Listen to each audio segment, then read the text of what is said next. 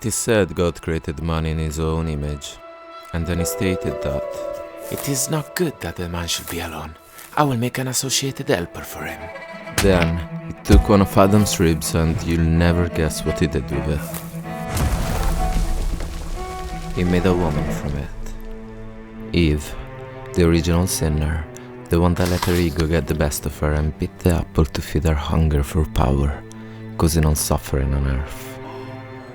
And to punish her, God said, I shall greatly multiply your sorrow and your conception. In sorrow you shall bring forth children, and your desire shall be to your husband, and he shall rule over you. Or at least that is what most people believe to be true. But what if I were to tell you that long before this tale was written, there was a faith lost to time, suppressed and buried by those who feared it, stretching over 7,000 plus years before Christ. A forgotten word where the divine was not a man, but instead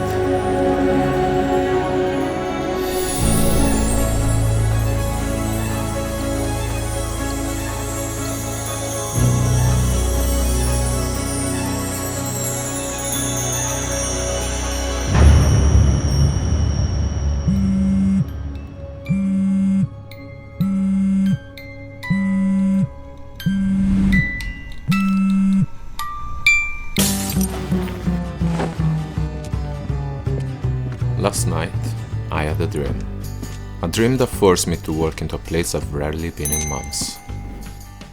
My masculinity has almost been defiled by the possibility of God being something other than a grey old man with six packs, so here I am, seeking for reassurance to reboost my very non-toxic ego and go back to living my extremely legendary life.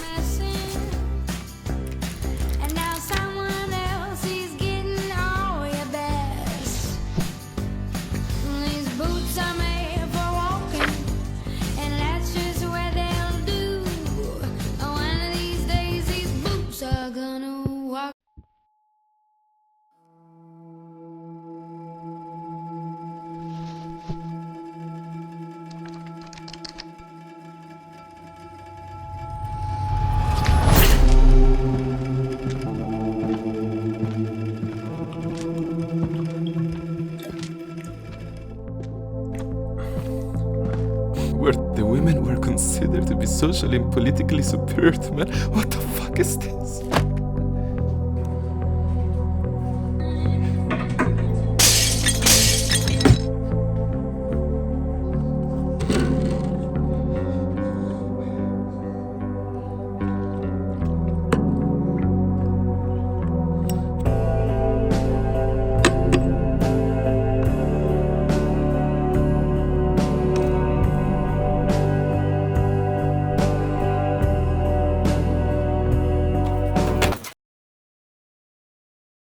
Hey, listen. I know you're scared. Everything you believed to be true was a lie. Trust me, I know that better than anyone. I was scared too. But then I remember, before Adam and Eve, when I created the Cappy Store, my aim, instead of selling hats and t-shirts, was to inspire my children to face their fears and be free. And that is what I did. Every time I see this murky logo, I'm reminded of this very powerful message. It is the only thing that keeps me going, and I hope it keeps you going too. So go get one, only available at thecappystore.com.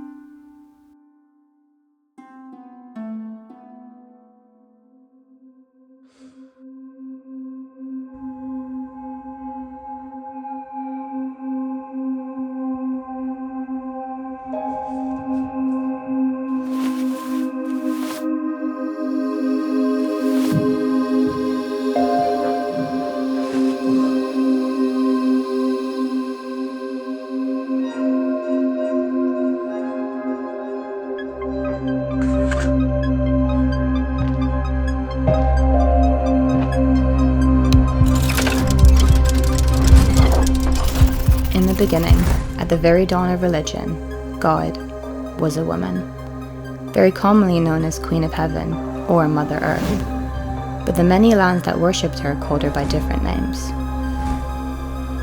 In the Bible, she's known as Ashtoreth, but the Egyptians called her by her true name, Isis.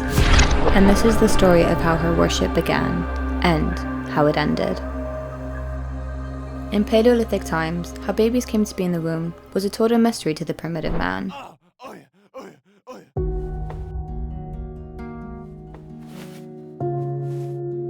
Women were revered as the giver of life. Only they could produce their own kind, and man's part in this process was not yet recognized. Therefore, men began to idolize women, and society followed a matrilineal structure, making woman the head of the family, and children, ignorant of who their fathers were, took the name of their mother's clan. Under this matriarchal society, there was peace.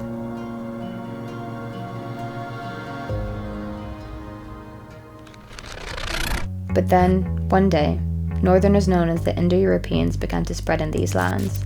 These were patriarchal invaders who saw women as inferior and were speculated to be responsible for the origins of racial concepts, following the belief that their god is light. Therefore, light-colored skin was perceived as better than dark. I said, why is Jesus white with blonde and blue eyes? Why is the Lord's Supper all white men? Angels. The Hittites and the Luwians were Indo-European castes, believed to have entered Anatolia at about 2200 BC. They believed in the storm god Toru, also known as Indra, Hor, Thor, and Zeus, who gained fame after the battle against the serpent goddess, the same goddess the Egyptians worshipped and recognized as the storm god's mother. Their belief created resentment amongst the Indo-Europeans who were now uncertain in their own faith. They turned on the storm god Toru, eventually considering him a false god.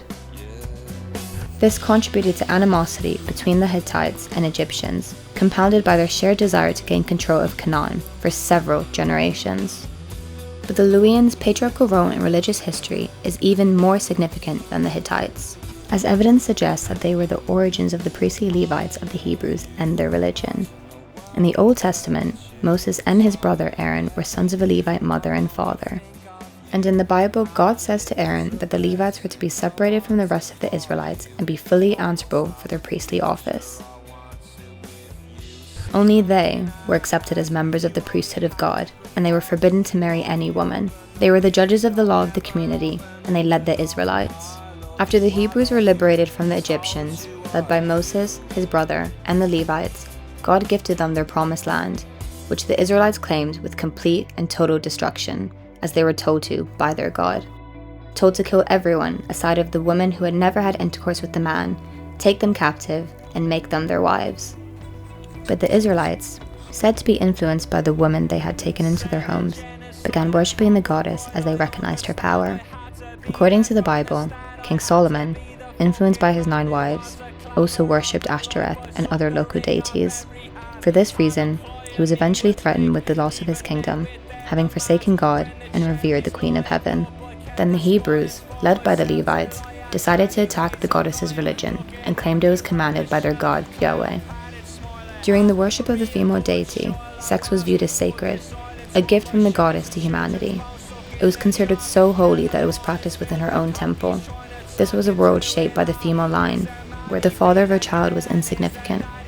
And to the patriarchal Levites, this was a threat. If paternity didn't matter, then men didn't matter either. Levite law set out to destroy that world by placing women's bodies under male control.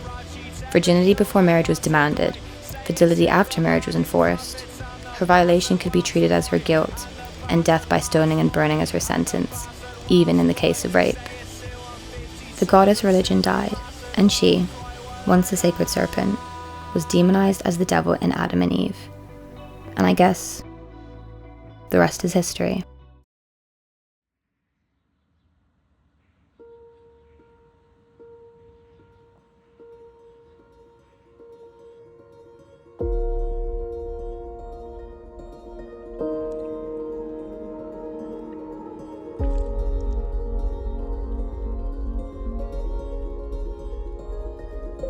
In my experience, fathers can be a little absent, so seeing God as a woman makes her a lot easier to love and adore as a higher being. I guess assigning a gender to God probably empowers you and helps you feel closer to them. But I don't believe God has one. I believe God lives within all things. Every leaf, every drop of water. It's within you, within me. That's what I believe. But there's one thing I'm certain of. Most people in this world do not know God and definitely don't know its will. The world only knows what men's egos want it to know. To get somebody to blow up a bus full of children or a building full of innocent civilians, you have to grind it into their minds. You have to wash their brains and tell them there is a higher cause out there. It's religious, ethnic, racial, whatever. And for that higher cause, you can disregard all the normal rules of morality. We can all witness what men decided to accomplish with their egos. And I know in my heart that most of us are really pissed off. To believe that we were meant to rule the world makes absolutely zero sense. Knowing that there is an alternative that is not motivated by fear, greed and thirst for power. Perhaps matriarchy is too far gone now, but I believe there could be something better ahead of us. A rising consciousness and spirituality. A changing man which could bring back love, kindness and peace in the world. The death of our egos. And I know that most of you might feel misaligned with this video, as I've also been no stranger to the desire of strength, power and glory, but I've learned that in loving, understanding each other and granting people the freedom to be who they truly are, lies real strength and power. The world belongs to us all. And separation is the creation of our egos.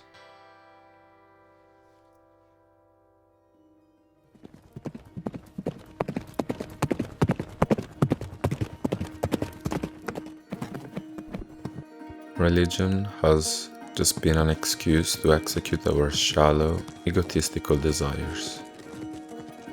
All the people that died in the name of gods, countries and money have truly just died at the hands of a man's ego. And a man's ego has proven very tough to defeat. Tough to defeat even in most of your everyday activities. In most relationships and friendships. In what we think is love. In business and politics. But the truth is, we're not our egos. And if you search deep enough, you'll come to learn that there's a God within you. And if you let its light shine, you'll be liberated and unconsciously give people permission to do the same. So if there is anything I'd like you to take away from this, is to find out who you truly are by defeating your ego. Because the world really needs you. And this is your greatest mission in life. And if you succeed, your greatest victory.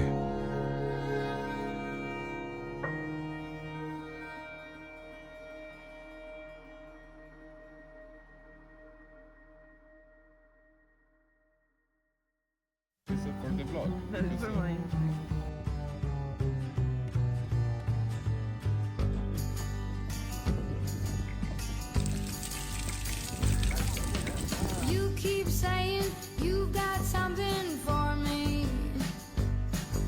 something you call love, but confess you've been messing where you shouldn't have been messing, and now someone else is getting all your best.